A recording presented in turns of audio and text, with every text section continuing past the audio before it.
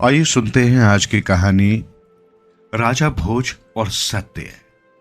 एक दिन राजा भोज गहरी निद्रा में सोए हुए थे। उन्हें उनके सपने में एक अत्यंत तेजस्वी वृद्ध पुरुष के दर्शन हुए। राजा ने उनसे पूछा, महात्मन, आप कौन हैं?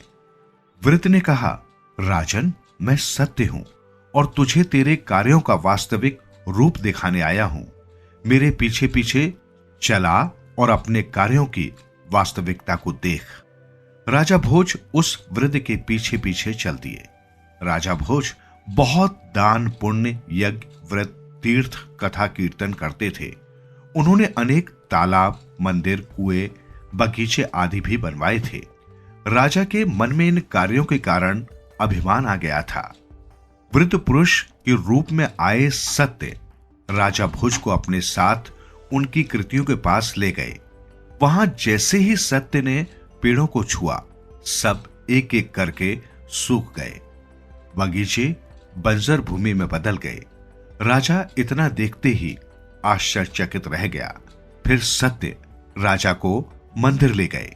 सत्य ने जैसे ही मंदिर को छुआ, वो खंडर में बदल गया। वृद्ध पुरुष ने राजा के यज्ञ, तीर्थ, कथा, पूजन, दान आदि के लिए बने स्थानों, व्यक्तियों आदि चीजों को ज्यों ही छुआ, वे सब राख हो गए। राजा ये सब देखकर पागल सा हो गया। सत्य ने कहा, राजन, यश की इच्छा के लिए जो कार्य किए जाते हैं, उनसे केवल अहंकार की पुष्टि होती है, धर्म का निर्वहन नहीं।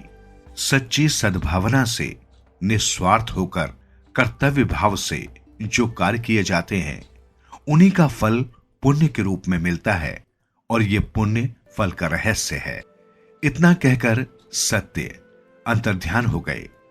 राजा ने निद्रा टूटने पर गहरा विचार किया और सच्ची भावना से कर्म करना आरंभ किया, जिसके बल पर उन्हें न सिर्फ यश, कीर्ति की प्राप्ति हुई, बल्कि उन्होंने बहुत पुण्य भी कमाया।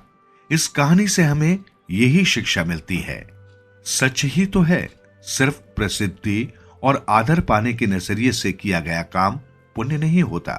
हमने देखा है कई बार लोग सिर्फ अखबारों और न्यूज चैनल्स पर आने के लिए झाड़ू उठा लेते हैं या किसी गरीब बस्ती का दौरा कर लेते हैं। ऐसा करना पुण्य नहीं दे सकता। असली पुण्य तो हृदय से की गई सेवा से ही उपजता है, फिर वो चाहे हजारों लोगों की गई हो या बस किसी एक व्यक्ति की।